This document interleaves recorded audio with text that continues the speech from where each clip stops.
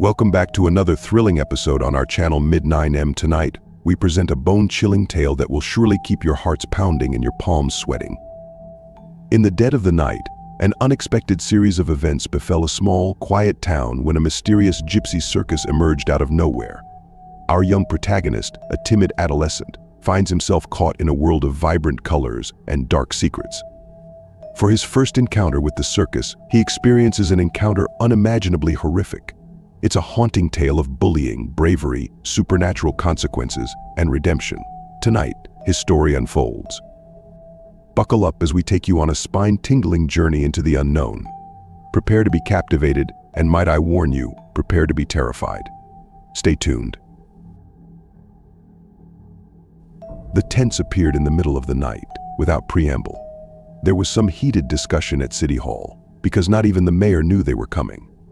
They must have worked out something, though, because the gypsy circus stayed. Our town wasn't big enough to support even a fair, so this was big news. That was how I found myself with my older brother Tommy and his friends that evening. I was just 15 then, and though we were in a small town now, my mother hailed from Boston. There was no way she would cut me loose to run around on my own, but if she'd known how bad Tommy and his friends really were, she would have known I was much better off alone. How much money you got? Frankie asked, punching my shoulder. Of the three older boys, I hated him the most. He regularly hit, kicked, and ridiculed me, while my own brother laughed about it. He was twice my size. I was a runt back then, but I dreamed of the day I could stand up to him. Stand up to them all. I gave him the 20 Mom had given me, but not the 5 I had tucked in my hat bill. If nothing else, I wanted to sneak a candy apple later. Dad was a dentist, and we didn't have things like that around my house. They abandoned me when we walked inside that midway. I'd never been to a circus before.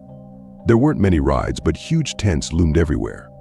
Barkers told us to come all see the magnificent beasts of the wild or the horrifying freaks of nature. I laughed at that one. I'd ridden in with the freaks of nature. Still, I wanted to see a lion. They looked so majestic on television. Reluctantly, I parted with $2 and stepped inside. The tent smelled of sawdust, sweat, and dung, but inside were the most fantastic creatures I'd ever seen. I picked a peanut off the ground and fed it to an elephant, then sat on a bench to await the show. The lions were my favorite part. I knew they were big, but I never expected anything that huge. I held my breath when the lion tamer stuck his head in one creature's mouth. Its incisors looked as long as my fingers. Its back teeth, which I knew were called carnassals from a book my dad gave me, worked like scissors to cut and tear meat. No way would I ever have had the guts to stick my head in there. After the show, I debated spending another $2 to watch the same show again, but I really wanted that apple. As I made my way to the food trailers, a girl called out to me. "Trade your fortune for $1. The sight of her took my breath. For the rest of my life, I'd dream about her face. I wish that she could have seen her own fortune instead of mine that night. She didn't deserve what happened to her. I stared at her, transfixed. Her eyes were two different colors. I wondered if she wore contact lens to achieve the effect, in order to look more striking. One was icy blue and the other brown, like mine. The effect was jarring, even more so because she was lovely. Long black hair, full lips, dressed like a genie from a TV show with her smooth, tan belly bared. Hormones trumped hunger, and I let her lead me into her tent. She took my palm and stretched it out in front of her. She talked for a while, giving me vague predictions. Then she gave me a long look and said, "You need to stand up for yourself. Do not let others control your fate." I always wondered about that later, if she really saw that. It proved to be good advice. I wish I'd heeded it. She walked me out after my reading, her hand tucked into my arm.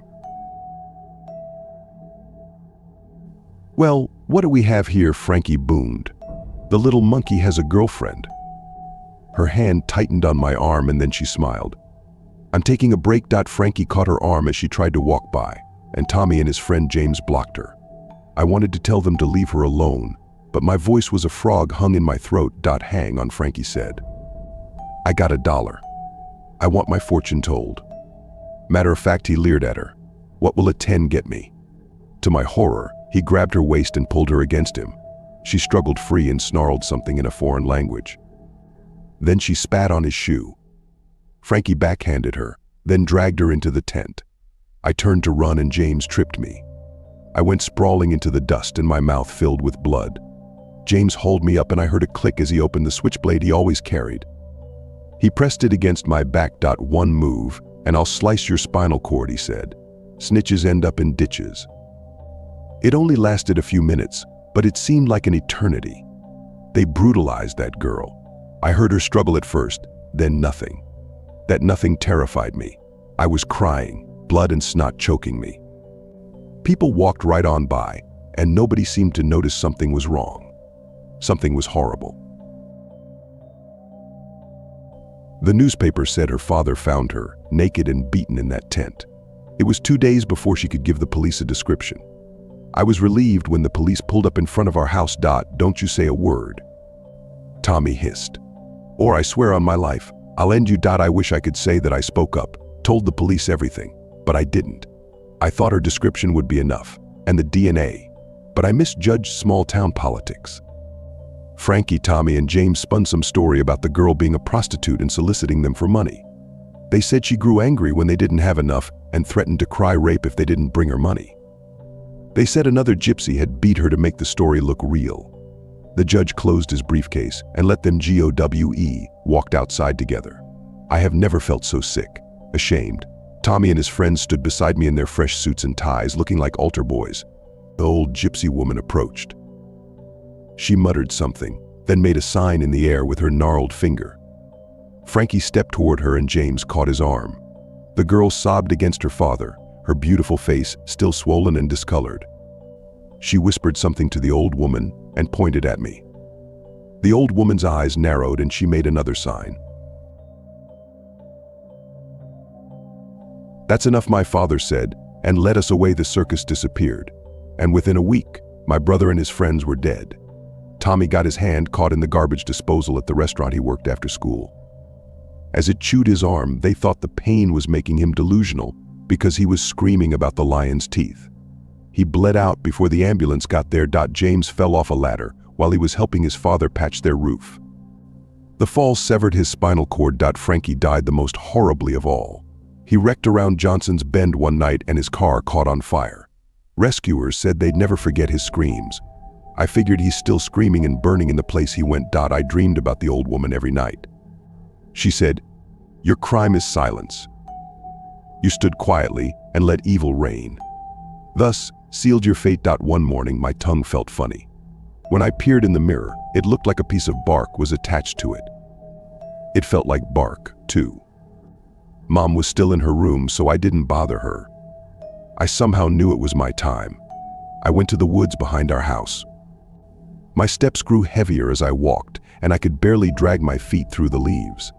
When I looked down, my legs no longer looked human. They were forming into a tree trunk. Roots curled from my toes and spiked into the ground. I raised my hand to feel my tongue and my arm froze there. Bark raced down it, falling in place like Legos connecting, covering what was human. With no surprise, I saw the girl walk out of the woods. "I know it wasn't your fault," she said. I begged my Baba for mercy. She said, "You must learn a lesson. You will be a tree until you grow and mature enough to bear fruit. When the first apple falls from your tree, you will be human again. I hope you will always stand up for yourself and others." After that, it took 3 years. But I am still thankful for that lesson.